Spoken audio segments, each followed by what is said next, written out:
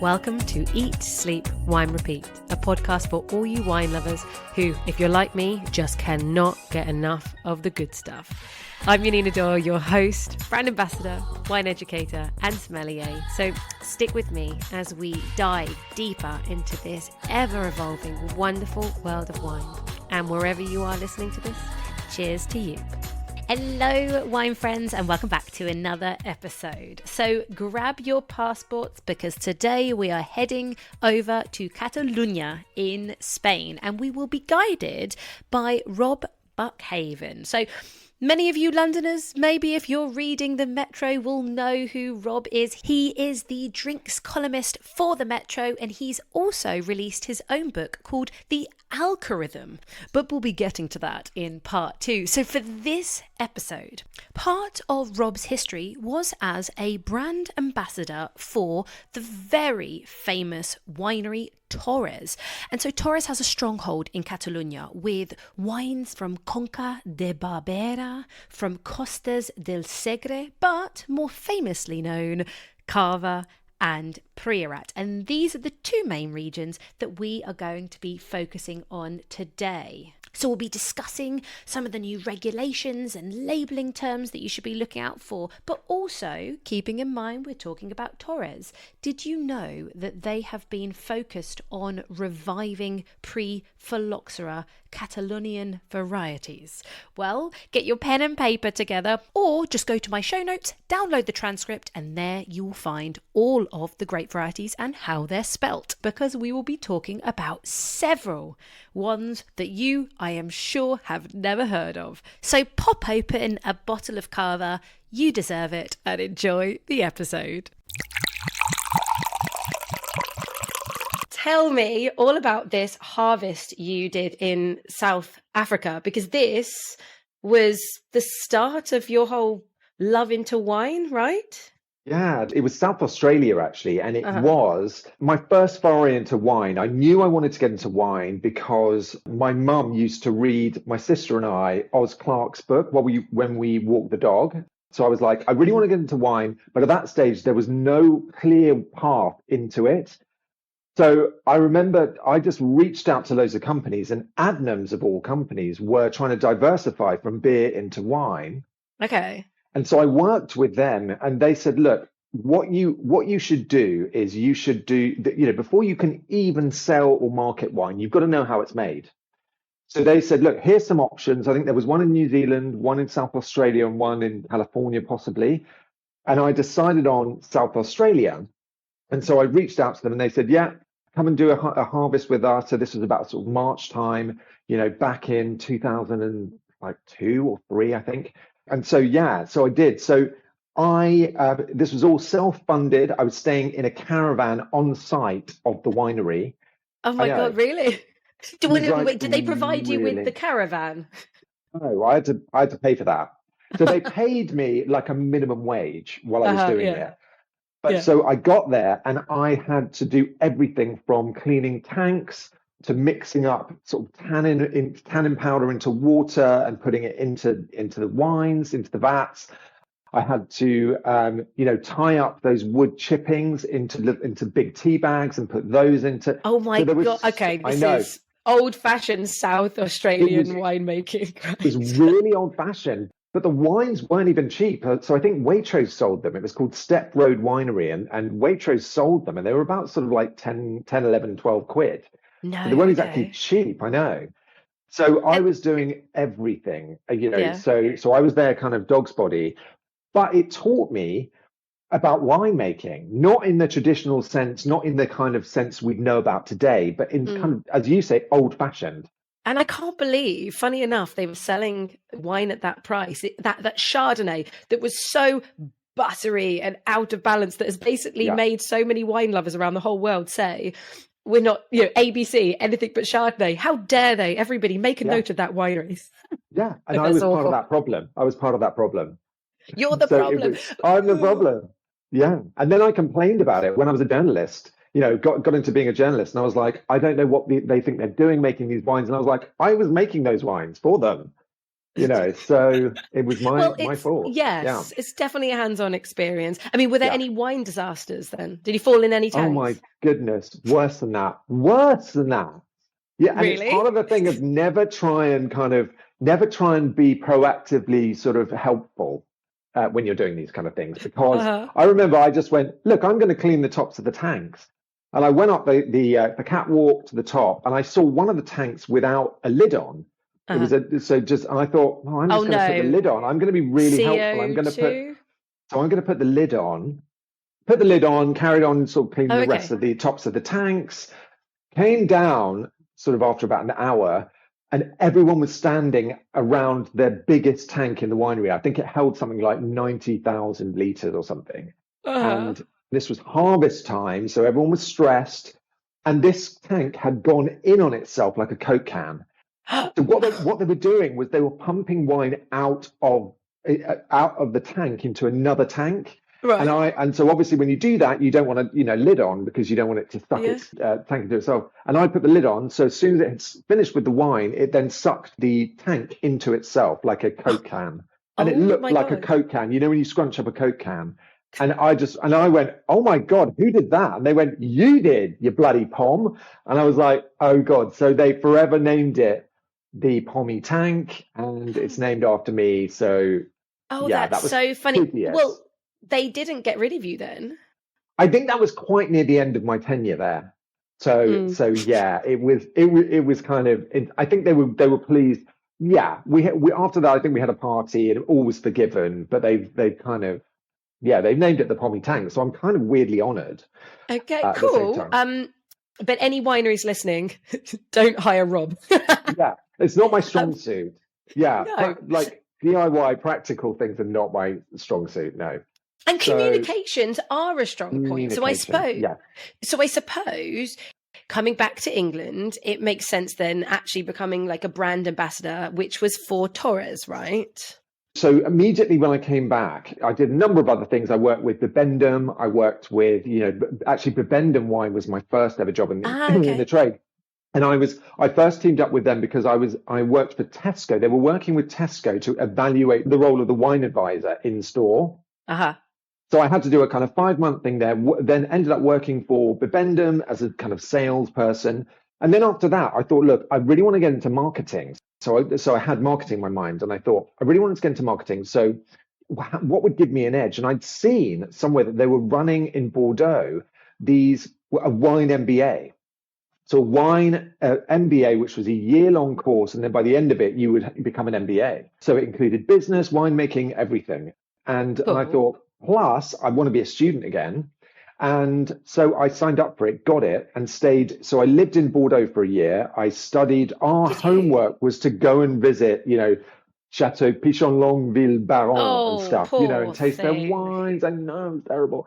And that sort of thing. So the end, and then you have to do a big thesis. And then I got an MBA from that. And then long story short, after that, I worked for Thierry's. And then I decided I wanted to be a classic brand manager. So saw the Torres job being advertised and went for that and got it. So I was Torres brand ambassador for 7.5 years. Okay, that's a A fair long amount of time stint. to get to know such a big company. So I imagine Yeah. though, you learn a lot from Torres. Yeah, I think from Torres you do tend to, because it's a machine.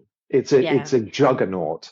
So in a way, in a weird way, it's one of these things that's so big that it doesn't really need someone to look after it. Because they are so prescriptive in terms of, what they need from this market, what they need from this market. So you really have no creative input into it whatsoever. So you're essentially an account manager. So you are managing the account, you're managing the budget. So it taught me about budget management. It taught me about sort of, the way they marketed themselves, the way, new product development. They'd sort of announced to us, here's a product, you've got to sell it. So it was all about this kind of thing. And so, that you do learn a lot from a company just by looking at it and seeing how they operate. I mean, they operate in 150 different markets. So they are massive. Yeah. One of the key things I learned from them actually was the fact they have a huge range. I think it's over 50 SKUs. but they are known as a supermarket brand because of Vinasol and Sangre de Toro. A lot of time and effort was put into actually trying to change the opinion of sommeliers to say, look, there's only 2 wines or 3 at a push because Esmeralda, but the rest is all to do with the restaurants and, the hospitality. But yet, people had it in their minds. They were saying, no, it's a supermarket brand. I'm not going to, and in tastings, they'd almost pass by your stand. And they go, oh, no, I know Torres. And you go, but hang on, we've got Masterplana, we've got all these other ones. So it was an eye-opening one. They know what they want from each market. They know who they want to represent them in each market. You feel under scrutiny from them at all times, and it's one of those companies that they have people to micromanage you at all times. So they're, it was a bit like you were under the spotlight. But, something like this, the pressure it is character building, and it leads you on to other things that you want to do. Well, the people on the board, they have big dreams. Hence why they're also in Chile. And I mean, actually, do you remember the volume or the actual quantity of wines, even coming out of, say, Spain division, ignoring Chile? My goodness, it was just millions and millions of bottles. I mean, it was just millions. And I can't, I mean, this was sort of, I finished working with them about 10 years ago. So I looked after Chile, their Sonoma, and their spirits as well. So they've got spirits, they've got brandies, they were going into the Pisco market as well.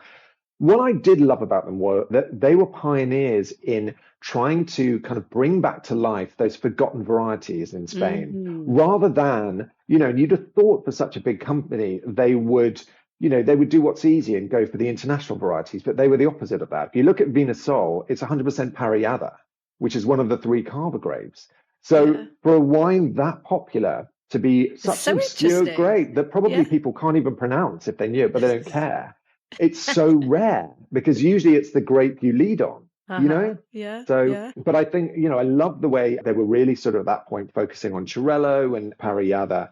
So as still wines rather than in Cava. I think only latterly they went into Cava. To be honest, I love Xarel·lo as a still wine variety. And I mean, obviously in the Cava component of which it's most famous, it gives that lovely high acidity, but on its own, the earthy, the herbal vibes. I mean, some people call it rubber, or I think I've even heard people call Xarel·lo boiled cabbage, which is unfair. That's but it's totally unfair. But obviously it is giving that idea. These are not beautifully aromatic perfumed aromas coming out of Xarel·lo, but it's a really cool grape variety. And I think more and more winemakers are going for that 100% Xarel·lo, which is exciting. It's great, right?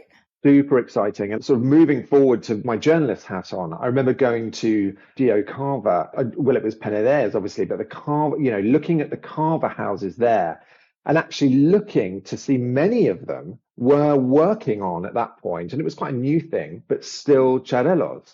And Xarel·lo was really the hero grape out of all 3, out of Parellada, Macabeo. That was the hero grape that they really want to push. And you can see why, because it does have that lovely acidity, which is why it works so well in Cava. Yes. Yeah. But equally, it can take some oak aging, a little bit. You don't want to overwhelm it. But for me, it's got this kind of almost waxy. It's almost like when you wax a lemon. It's like that kind of waxy lemon. And I just love that. It's got texture to it as well. I think there's real promise for it. Agreed. And even like a lovely, like a ginger note. I did a video a long time ago on YouTube. There you go, plug everyone. I haven't done a video on YouTube for I don't know how many years, but there's some old videos of a wine. It was Xarel·lo, although they called it Panza Blanca. Just to confuse us all. But in a Dio, they always need those. Yes, because it's not confusing enough. But a DO just by Barcelona, it's called Aleja, and it's actually really close to Barcelona. And they really love working with Panza Blanca or Xarel·lo. And so I was talking about this, and ginger tones, lemon pit. We both vote for it, right? So good. It's Panza Blanca in the north, and then Premsal Blanc in the island of Mallorca. So it's got all of these different synonyms and pseudonyms. It's to me, it's like Tempranillo, which has got over 100 pseudonyms. You just think, what? Oh, come on. Well, okay, question. So obviously Tempranillo grows in the Catalunya region. Yeah. Typically they're calling it Ul de Liebre, The Liebre, right? yeah. The eye of the hare. But another thing is I love the way it's not a hero grave in that region. It's not. You've got the likes, and we're coming onto it later, of Priorat and, all these amazing regions, which are very much focusing on, there is some international varieties that obviously is Ul de Liebre, and there's also Garnacha, Carignana, which are really the heroes of that region. Well, absolutely. So you've mentioned a few. So let's actually, I think during your time working at Torres, they make wines in, obviously, Penedès. They make wines also in lesser known regions, which I want to touch on because you've obviously been there. So you've been to Costas del Segre and the Conca de Barbera. Like, what are they like to go and visit? So we're going back about 10 years. And I remember when I did go and visit Torres, we would obviously go and see some of the other regions within the area. We didn't spend as much time there as we did in Priorat. But what I did glean from these areas is, you've got this rusticity to them. Torres, you could always bank on the fact that they had these beautiful wineries there. So, for example, in Conca de Barbera, they had Milmanda Castle. So that was just beautiful, this kind of, ancient castle, the ruins of a castle. And, I just think the region itself, and it reminded me of Priorat in the fact that it is so remote, like super remote. In the middle of it, you'll find these little villages, but it's just so remote. And particularly Priorat is so sort of rugged and dramatic and almost operatic in terms of landscape. It's just rocky. You just feel that you're the only person there. It is so silent. It's just, I found it some of the most striking scenery. And I've been to quite a few of these wineries in these regions, and I thought that Penedès just has such a beauty to it, a magnificence and a kind of drama to it that you don't really find in many other places like that. Priorat, going to Priorat, I was just thinking, it's got that obviously very particular slate. So it's got that Licorea slate, which is kind of grey, but then in the sun, it's got this reddy tint because of the, and it sparkles in the light because of this mica within it. Yeah. And you can you pick it up and you can snap it. It's totally brittle. And you feel like, and I always say this to people, you feel like you're on Mars. It is so remote, the echo, if you shout or even speak, you've got the echo. You can't see anything for miles. And you just feel like you're the only person there. And it's just absolutely stunning. It's extraordinary. Well, see, now interesting, and it's fine because we're allowed to jump about. There's no rules on this podcast. Yeah. You've brought it down, well, I should say up the steep hills of Priorat. So actually, ignoring the lesser known regions like Costas del Segre, was Priorat, is that the favourite place for you then? Yeah. Because it sounds like it. Yeah, I think so. I think out of all the places I've visited, and there are, they've all got their own merits, and we'll come on to some of them later. But I just found Priorat, somewhere that, and I haven't been for a while, but I just found it had this magic to it. It's got this magic. And I do find that, it's got this kind of almost sort of volcanic looking, slate. And I do find that seeps into the wine. There's something spiritual about them. And I know, Priorat, a lot of that is to do with the monks, is to do with the Carthusian monasteries, is to do with those ruins. And that, it's almost auto-suggestion for me because it creeps into this kind of, makes the wines quite mystical to me. Yeah. They've got a smokiness that you really don't find anywhere else in that way. A kind of, and it's probably because it sounds like it, but this kind of licorice note coming through. And the whole mystique of the area, I could just go back to over and again. It's just stunning. Oh, I love that. So again, I love Priorat. In fact, tasting, I haven't been, and you love the place, the wines. So this is one of the most premium wine regions of the whole of Spain. Yet wine appreciators it's often overlooked. Why is that? I just think it's a lack of communication. It's like anything. It's like, when people don't know about it, it's difficult. It's the best kept secret, in fact. I just find if they want to, you know, I've been sort of reading it up since, and it's an area that is under so much development and so much, you know, they are really sort of modernizing themselves in a way, because I think the wines used to be known as quite sort of big sort of wines, and now they are modernizing. They're sort of taking back the use of oak a little bit, making it a bit more sensible, sensitive. They are, you know, there's less kind of extraction of fruit. So I think the wines themselves are becoming much more within people's palates. It's like the modern palate, what people want. They want a bit, they want fruit, but they don't want too much, because otherwise they were just being, you know, seen as these cute, it's almost like the wines of Cahors, lost out to Argentina, because Argentina took that grape and made it much more sort of palate friendly. And I think with Priorat, you know, and it ties in with what they're doing in terms of the sustainability. They're making their vineyards organic. They're taking back, they're almost leaving Mother Nature to do as much as she can. So the wines are much more natural. And I think now is the time to kind of communicate, whereas before, I'm not sure it would have fitted in with the palate of the people, you know, the general palate. I just love it. I just think, you know, you have these old vine Garnacha and Carignana on these kind of terraces, because it is such a almost hostile place to grow grapes in a way. If you think about it, you know, these arid summers that reach over 40 degrees. And what they've got going for them as well is the diurnal temperatures are so different that you do get this lovely acidity coming along.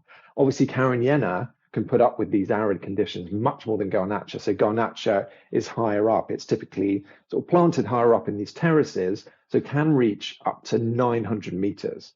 So That's impressive. It's really impressive. Weirdly enough, it's not, you know, if you think about 900 meters, yes, it's a lot, but it's not, you know, compared to some others, it's not that tall. But actually, yeah, not compared to South America. not compared to South America. But I think it's the fact that it is so hilly and just so dramatic. It reminded me of the Douro. It really did. Okay. And it, you know, so steep that you almost have to abseil down them to harvest. And obviously it's very low yielding. So what you do get is really concentrated fruit. So I think they need to almost temper that to fit in with what people like. So in answer to your question, I think it's the communication one. And I think the wines are quite a, you know, they're not to everyone's palate. I think they're becoming much more like that. And I think now, having sort of read up on it more, it's weirdly the whites that people are seeing more promise with for Priorat, which I never kind of appreciated before.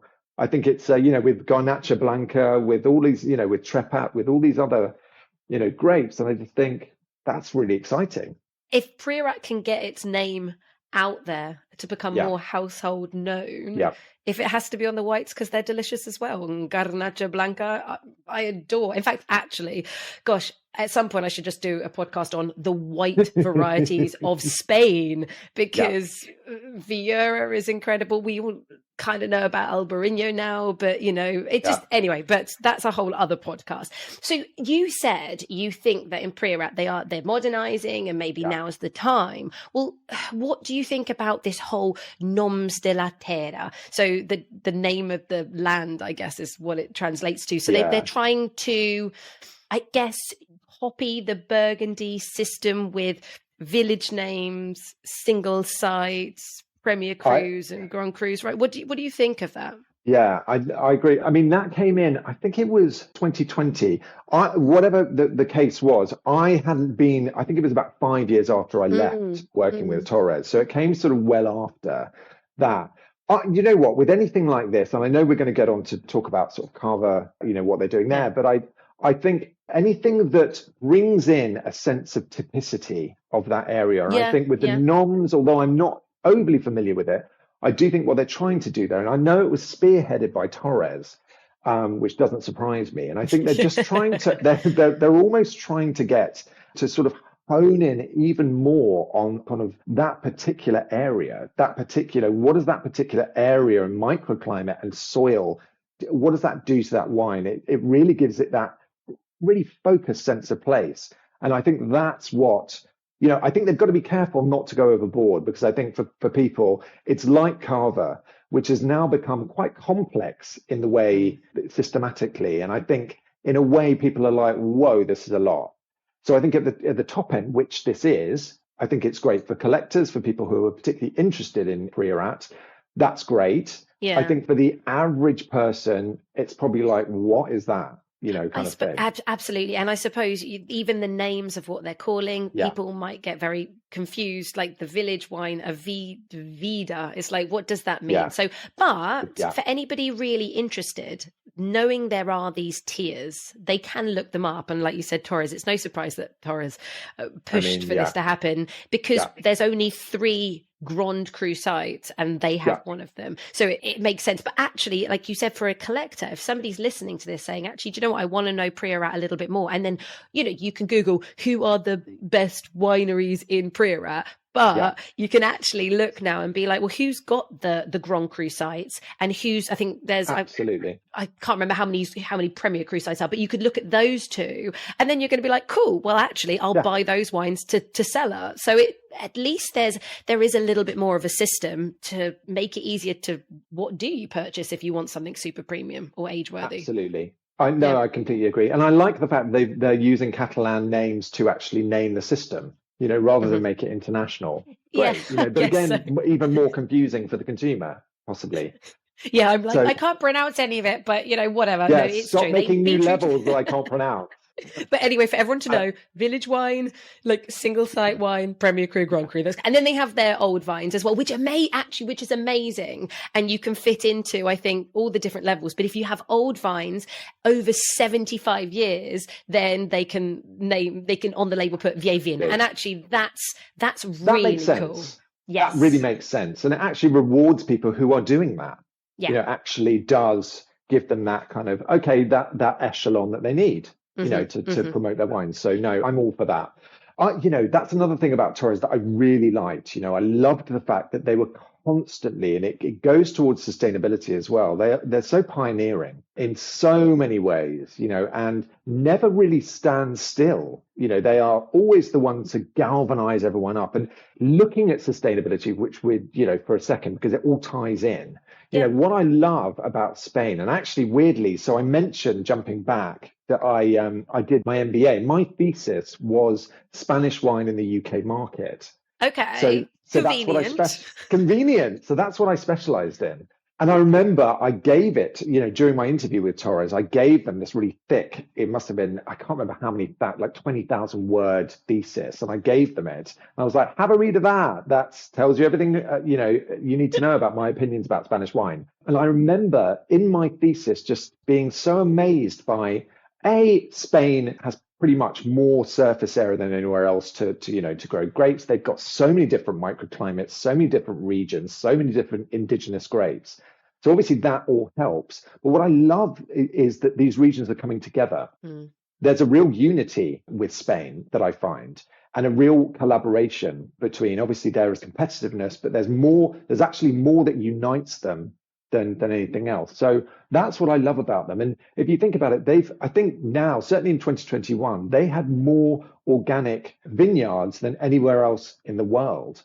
So I think a quarter of their vineyards were organic. And I think that must be even more now. So I think they're still leading the way, and looking at what they were doing in those Cava producers were doing. I mean, their system they've got in place is now, Viñas de Garda, the Paraje system, all of this, great, very difficult to understand for the consumer. Again, But really good. So I think there's a middle ground for all this. well, I think it's no, totally. And it's interesting that you touched on the organics, because in the DO Cava, and part of this whole new system that they're trying to put in place, which is to showcase the quality, it's to give a certain amount of control so people really know what they're getting. But they have said that every producer in Cava will be organic by 2025. It's so punchy. Yeah. I think that's fantastic. I just think it's hugely punchy. So what I love, Dio Penedès has come together, and I think that's their mantra. They want all vineyards to be fully organic by 2025, which doesn't leave them a lot of time. But if you think about it, Spain, much more than many other countries, is naturally quite an eco-friendly country for winemaking and grape growing.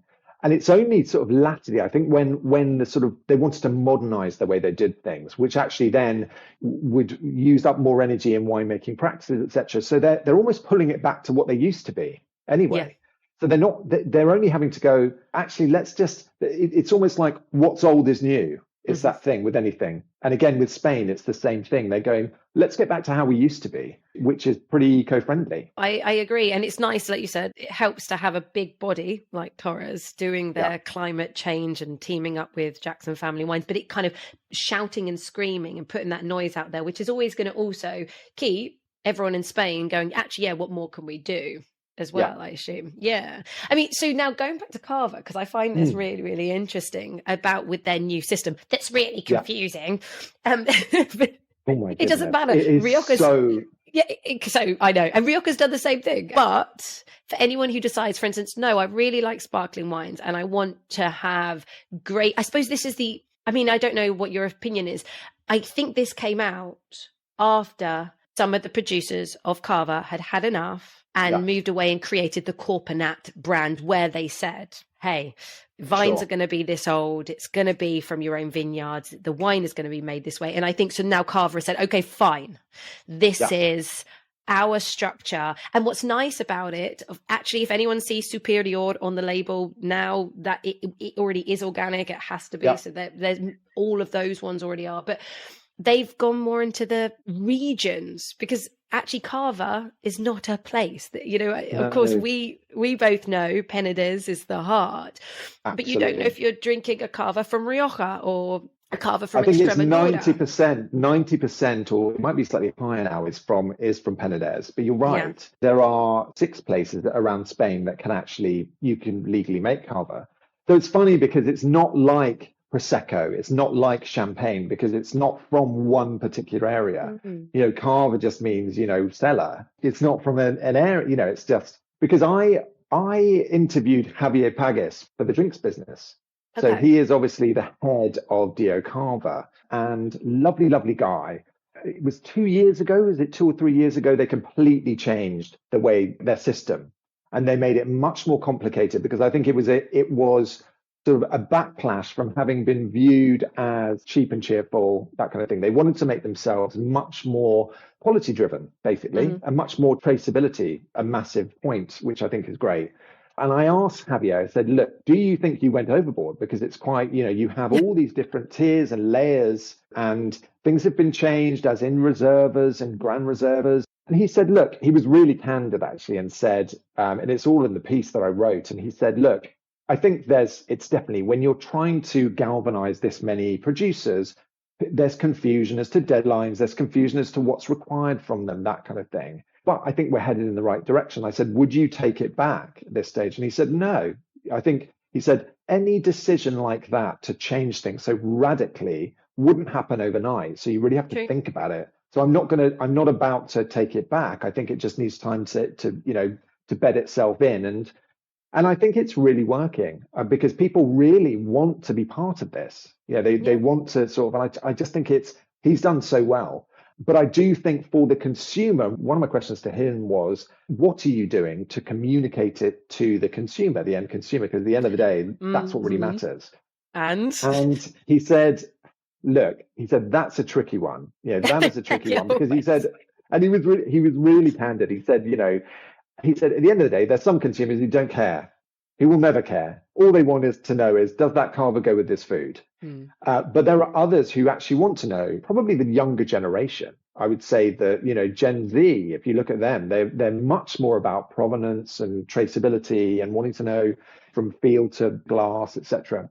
And I said, so what are you doing? What practical steps? And he said things like, teaming up with Jose Pizarro, doing evenings like that in the UK. Lovely. So having these select kind of chef ambassadors, because obviously, it goes so well with food. And I think they actually did some research with a flavor scientist, and the flavor scientist picked Cava as the wine worldwide that went the best with food. It was the best. It had the best flavor components to go with food. So I think they're really sort of playing on that, which is great.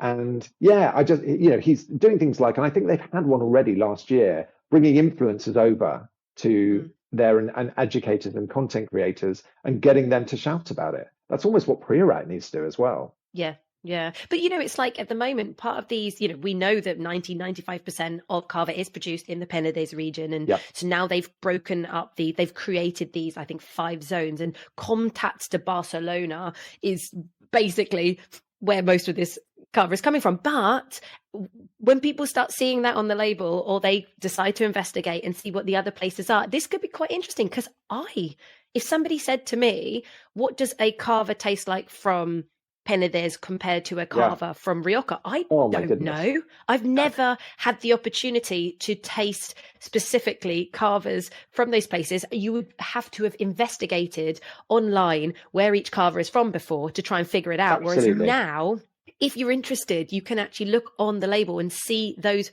regions, which is the next step for people getting to know, terroir affects wines all over the world. Why would it not do that in Cava?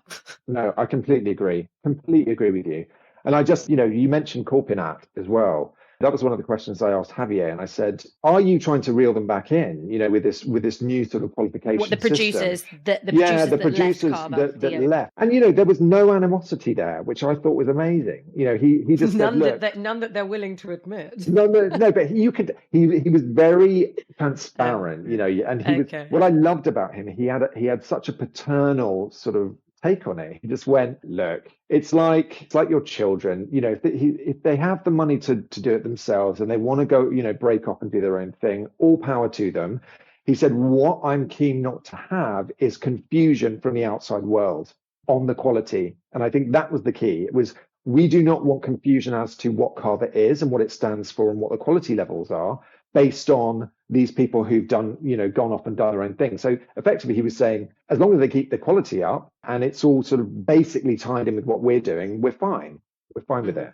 I mean, obviously, he'd like them to come back into the fold, but I loved that kind of quite magnanimous way of looking at it. He was kind of like, well, let them do their own thing. And if they've got it, they've got it. But let's just keep the quality up. Because he mentioned areas like, regions like Rioja, like Chianti, like these different sort of areas that are known for their quality. And he said, we need to have that too. Yeah. So I thought that was really telling. Well, everybody who's listening, Cava is not just cheap plonk.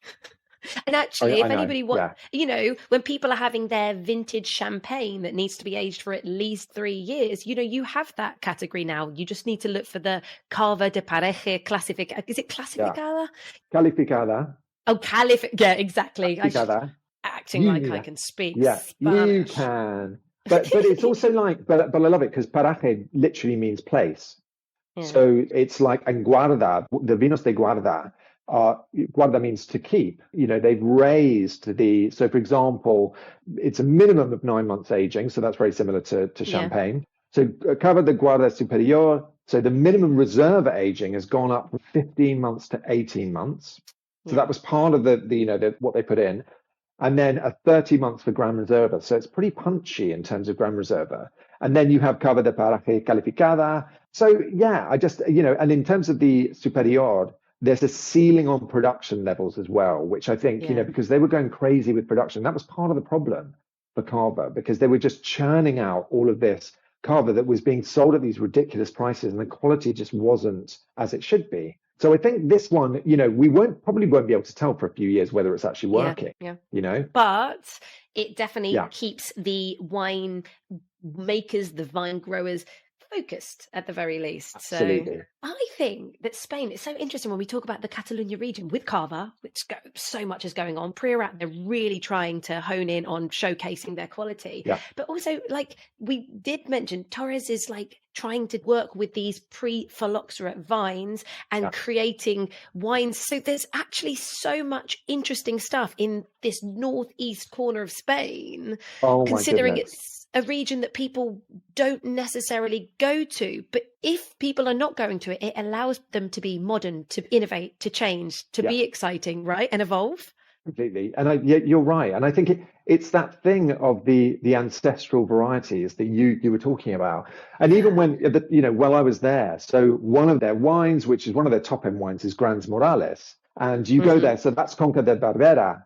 And they have these, it's called Grandes Muralles, which are these big walls. So it's all part of these sort of these ancient walls that were there as a kind of medieval fortress.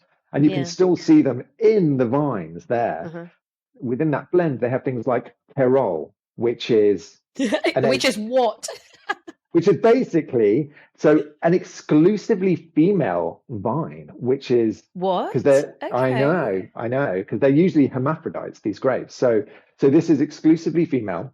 The wines are really big and concentrated. I remember I had a tasting. They only had a tiny bit of it because they have these nursery vineyards that they actually grow them on, and had a tiny bit. And I just remember it being super concentrated, quite inky, sort of dark, high acidity, and sort of very fresh as well. So a great freshness.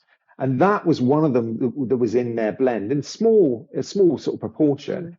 The other one was Garo, and then they had Samso, which is just another word for Carignan or Carignana, because it needs more. It needs more. The other one they're working on is, and I don't know how to pronounce this properly, Gonfaus. Gonfaus? Oh my God, Gonfaus. Okay, yeah. Sure. Don't ask me. So this was discovered, and part of what Miguel and his team were doing was he was sending out notes to local farmers, not just farmers, the people, the local people of Catalonia, to see, I think he was putting adverts in various sort of papers and things saying, look, if you find a vine in your garden, in your field that you can't identify, send it into our lab and we will try and identify it and just see if it's one of these Phylloxera resistant or ancestral vines. And this is the way they brought quite a few of them in, by other people saying, I found this one, what do you think? So it was mad, it's crazy. So Gonfaus is discovered in 1998 in the village of San Eulalia de Puig Oriol, and it's named after a field in the village. So the grapes are now grown in the heart of Lleida. Again, this is another female variety. So some of these are sort of female, rather than being hermaphrodites, are just female varieties, which is crazy. So in the heart of Costa del Segre, these grow. The other one is Mono. I mean, the thing is, they're so ancestral. Hardly anyone has them. You can't really ask, how do you pronounce it, right? I guess. No one knows. Probably not even they do. Interpretation. But I know with a couple of them, so there's a couple of them that Dio Penedez are really focusing on, bringing back to life, but not just in a kind of tokenistic way of like, we'll put some in the blend, but actually bringing them back to life. Because there's a couple of those that are really kind of naturally resistant to climate change. And so obviously, are able to store water better. So they have naturally better ways of coping with climate change than some of the others, which I think is brilliant. I think it's great. So they're using it in the fight against climate change to naturally help them out. So that's fascinating. Yeah. Anyone who's interested, I mean, you can go onto Torres' website and and they have the Forcada, which is actually they've made that into a single variety where they make a few hundred bottles that you can actually buy. You can actually buy it. I think that's one of the only white grapes they have. Forcada. I love that. I'm glad you said it was a white because I don't even know. And then Pirenne or Pyrenees. Is that white? Yeah. Is that a white grape? Pyrenees, I don't know. I don't know that one. Pyrene, yeah. I don't even know how you pronounce it. Of course not. But these are actual grapes as well that they have made as a single varietal that you can actually, if it's not sold out, that you can buy. So it's exciting, right? It's exciting. I think a lot of them they use as kind of library stock as well, because you think about it, such small quantities. But Pirenne grows on the estate at Tremp in the foothills of Pyrenees.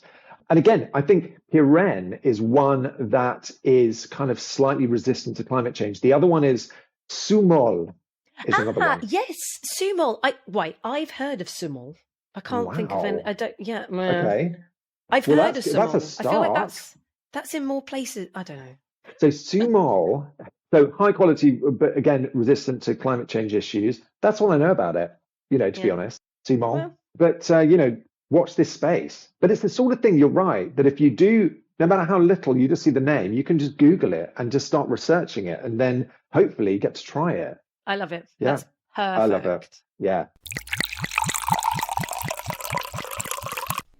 part 2 with Rob continues next week, and I am really picking his brains about what it's like to be a drinks columnist and a writer for the Metro. He travels to many places around the world, so he'll be sharing his discoveries, wine trends, wine stories, and we will be discussing that book, The Alcorithm. So if you like one grape variety, you should probably like another. So I will be looking at certain grapes and asking Rob why he suggested another. So you'll be learning about different flavours and hopefully learning maybe about a grape variety you haven't tried before.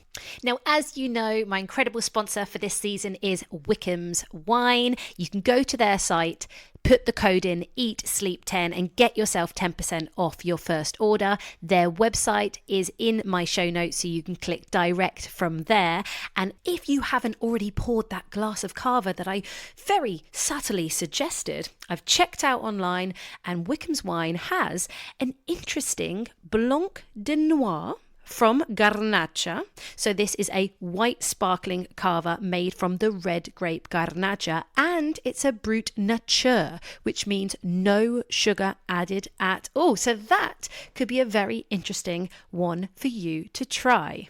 Now, if I wanted a quote for champagne, I could find hundreds online, but Cava, not so many. But thankfully, one of the biggest producers of Cava, Freshnay, has come to save the day with a lovely simple quote, which I quite agree with. And they said, "There is only one thing better than a glass of Cava: a bottle." So get yourself that bottle of Cava. You know what's happening next week. Until then, wine friends, cheers to you.